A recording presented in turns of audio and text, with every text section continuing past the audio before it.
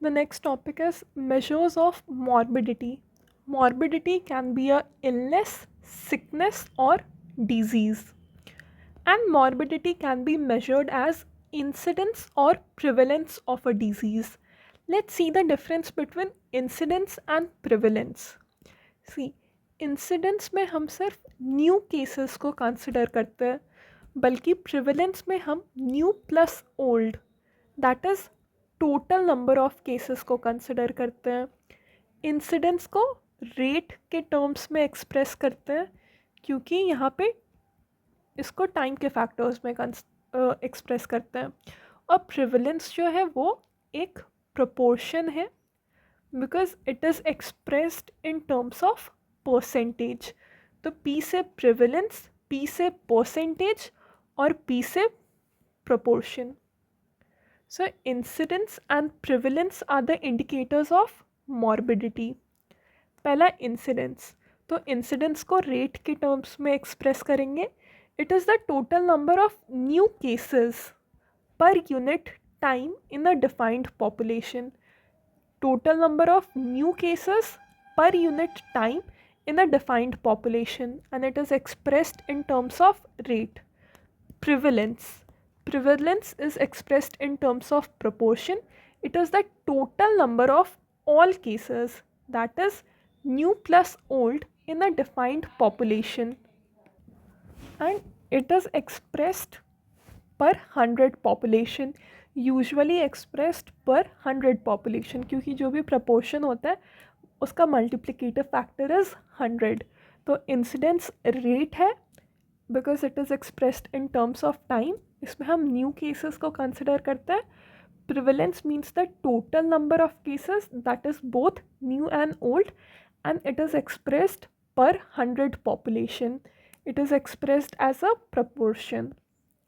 Then, if there is a better cure for a non-communicable disease, then the prevalence decreases but incidence remains the same. Non-communicable disease जैसे कि diabetes हो गया, hypertension हो गया, तो ये सब नॉन कम्युनिकेबल है, मतलब एक इंसान से दूसरे इंसान में स्प्रेड नहीं होता है. तो अगर इन डिजीज़ के लिए, इन नॉन कम्युनिकेबल डिजीज़ के लिए कोई क्योर मिल गया, ठीक है, तो जो भी जिनको भी ये डिजीज़ हुआ रहेगा वो उनसे रिकवर कर जाएंगे. ठीक है, मतलब उसका प्रिवेलेंस कम हो जाएगा, क्योंकि जो ओल्ड केसेस है वो अब ख़त्म हो रहे हैं, वो रिकवर कर जा रहे हैं बिकॉज ऑफ बेटर क्योर. तो अगर बेटर क्योर मिलता है नॉन कम्युनिकेबल डिजीज़ का, तो उसका प्रिवेलेंस कम होता है, क्योंकि बेटर क्योर के कारण रिकवरी होगा तो जो ओल्ड केसेस होंगे वो रिकवर कर जाएंगे, then prevalence will decrease. But non communicable case में अगर बेटर क्योर मिलता है तो उससे इंसिडेंस को कोई फ़र्क नहीं पड़ता, इंसिडेंस रिमेंस द सेम, क्योंकि डायबिटीज़ या हाइपरटेंशन ये प्रीवियस केसेस पे डिपेंड नहीं करता था. अगर किसी को होना है तो वो हो जाएगा. It does not depend on the infectivity कि कितने पुराने केसेस है, पुराने केसेस से उन अगर ट्रांसमिट हो रहा है तो नया केस हो रहा है, उस चीज़ पे ये डिपेंड नहीं करता है. तो incidence will remain the same even if a better cure has been found for a non communicable disease, only the prevalence will decrease. ठीक है, नॉन कम्युनिकेबल डिजीज़ का अगर बेटर क्योर मिलता है तो प्रिवेलेंस कम होता है, इंसिडेंस रिमेन्स द सेम. वहीं पे अगर कम्युनिकेबल डिजीज़ का बेटर क्योर मिलता है तो बेटर क्योर है मतलब रिकवरी होगा मतलब ओल्ड केसेस रिकवर हो जाएंगे, ओल्ड केसेस कम होंगे मतलब प्रिवेलेंस कम होगा. ठीक है, प्रिवेलेंस कम होगा. और क्योंकि ओल्ड केसेस कम है, नंबर ऑफ़ केसेस कम हो रहे हैं, तो क्योंकि और ये कम्युनिकेबल डिजीज़ है, तो अगर नंबर ऑफ़ केसेस कम है तो नंबर ऑफ़ ट्रांसमिशन भी कम होगा. ठीक है, क्योंकि कम्युनिकेबल डिजीज़ स्प्रेड होता है एक इंसान से दूसरे इंसान तक. तो अगर नंबर ऑफ़ डिजीज़ ही कम हो रहा है, number of people having the disease कम हो रहा है, तो नंबर ऑफ़ ट्रांसमिशन कम होगा, तो नंबर ऑफ़ इंसिडेंट्स भी कम होता है. तो अगर कम्युनिकेबल डिजीज़ का बेटर क्योर मिलता है तो both the prevalence and the incidence decreases. Prevalence and incidence both will decrease because incidence decreases as the development of new cases is dependent on the number of old cases. ठीक है, non communicable disease का अगर cure मिल रहा है तो बस prevalence कम हो रहा है, कम्युनिकेबल डिजीज़ का अगर अच्छा क्योर मिल रहा है तो प्रिवलेंस और इंसिडेंस दोनों कम हो रहा है, बिकॉज कम्युनिकेबल डिजीज़ के केस में incidence decreases as the development of the new cases is dependent on the old cases, ठीक है। And prevalence is equals to incidence multiplied by duration, ठीक है। कम्युनिकेबल डिजीज़ के केस में prevalence is equal to incidence multiplied by duration, तो अगर prevalence कम हो रहा है तो इंसिडेंस भी कम होगा, ठीक है। So prevalence is equals to incidence multiplied by duration. Then coming to special prevalence rate and special incidence rate. Special prevalence rate दो हो गए, एक पॉइंट प्रिवलेंस और एक period prevalence. Special prevalence rate are point prevalence. Point prevalence मतलब किसी एक given point पे, किसी एक गिवन टाइम पे जो प्रिवलेंस होगा, that is point prevalence. And period prevalence, period मतलब this is within a time range. Point prevalence मतलब at a given time, and period prevalence means within a given time range. Point at a time, at a given time, period within a time range, ठीक है। जैसे कि ये graph देख लो, तो अगर यहाँ इस ग्राफ से हमको पॉइंट प्रिवलेंस और पीरियड प्रिवलेंस निकालना है, तो पॉइंट प्रिवलेंस किसी एक टाइम के लिए होता है। मानो पॉइंट प्रिवलेंस निकालना है जून 1 के लिए, तो जून 1 ये है, यहाँ पे 1 2 3 4 केसेस प्रिवेलेंट है, तो पॉइंट प्रिवेलेंस ऑन जून 1 हो गया 4 cases, that is case 1, case 2, case 6 and case 9। So that is point prevalence जो कि एक गिवन पॉइंट पे होता है।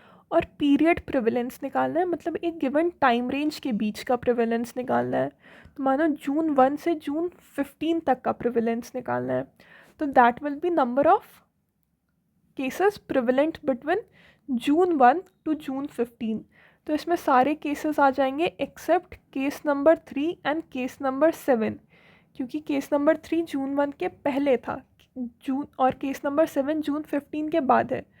तो period prevalence between June 1 to June 15 will be 7 out of 9 cases. बाकी सारे केसेस इस पीरियड में आ रहे हैं, इस टाइम फ्रेम में आ रहे हैं, जून 1 टू जून 15 में आ रहे हैं, एक्सेप्ट 3 एंड 7। तो period prevalence will be 7 out of 9 cases, ठीक है। तो स्पेशल प्रिवेलेंस रेट दो टाइप का होता है, पॉइंट प्रिवेलेंस और पीरियड प्रिवेलेंस। पॉइंट प्रिवेलेंस मतलब एक गिवन टाइम पे, पीरियड प्रिवेलेंस मतलब एक गिवन टाइम रेंज में। Special incidence rates, special incidence rate में भी दो चीज़ है, अटैक रेट और secondary attack rate. Attack rates, it is the total number of new cases in a given time in a population divided by total susceptible population multiplied by 1000. The multiplicator factor can vary.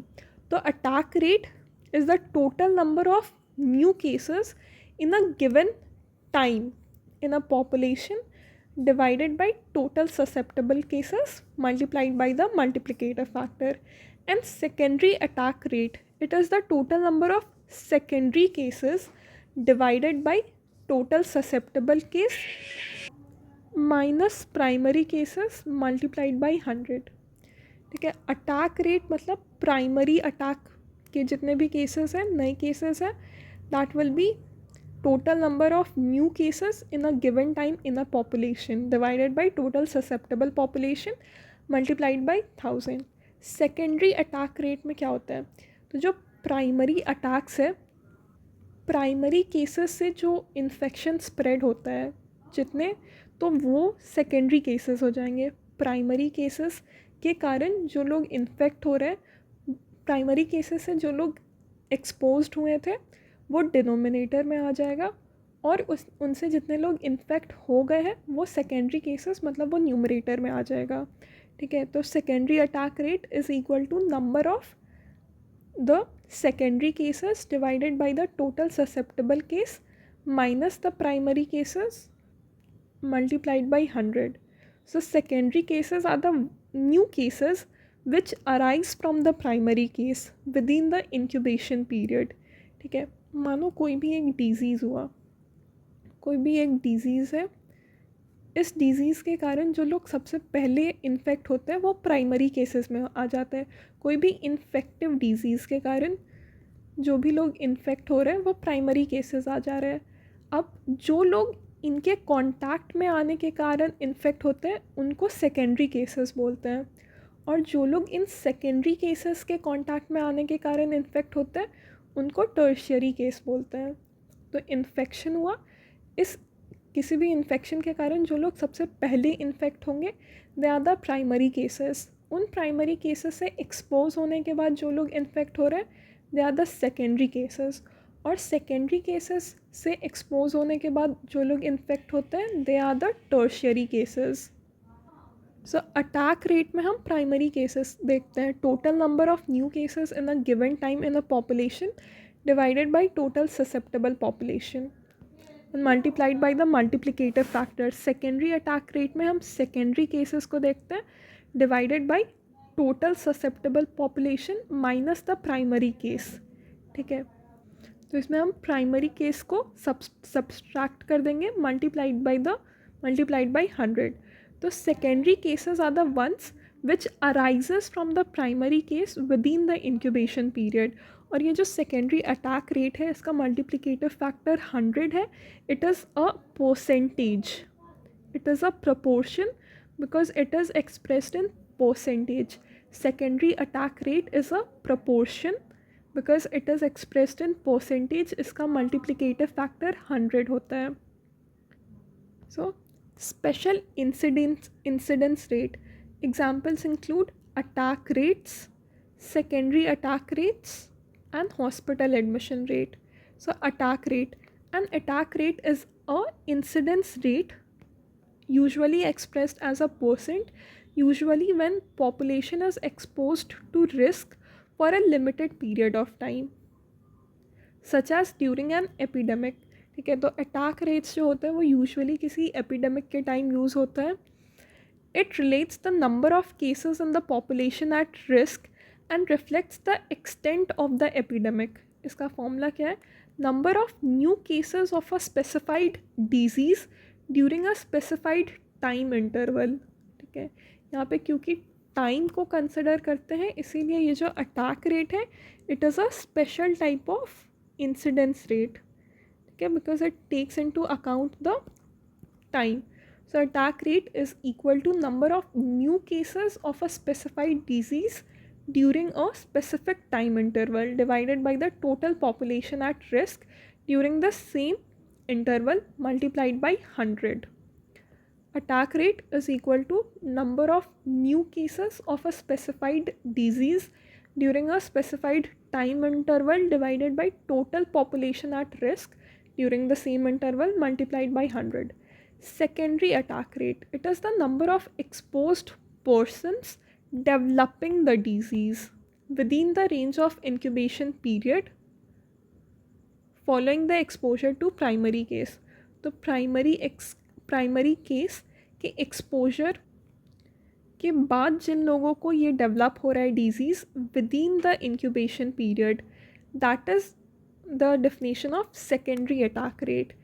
तो secondary attack rate it is the number of exposed person developing the disease within the range of incubation period, within the range of incubation period following the exposure to primary case। Primary case से exposure हुआ और फिर within the incubation period अगर वो disease develop हो जा रहा है then that is known as the secondary cases। Primary case के एक्सपोजर के within the incubation period अगर वो disease develop हो रहा है then they are the secondary cases। Secondary attack rate is defined as the number of exposed person developing the disease within the range of incubation period। Exposed people developing the disease within the incubation period following the exposure to the primary case। ठीक है, definition is important, number of exposed people who develop the disease. ठीक है, ऐसा भी हो सकता है कि कुछ एक्सपोज्ड पीपल हैं पर उन्होंने डिजीज़ डेवलप नहीं किया, तो वो इसमें नहीं आएंगे. It accounts the number of exposed person who developed the disease within the range of incubation period following the exposure to the primary case. Formula: number of exposed person developing the disease within the range of incubation period divided by total number of exposed people or susceptible contacts multiplied by 100. And this is a proportion, a percentage, because it is expressed in terms of percentage.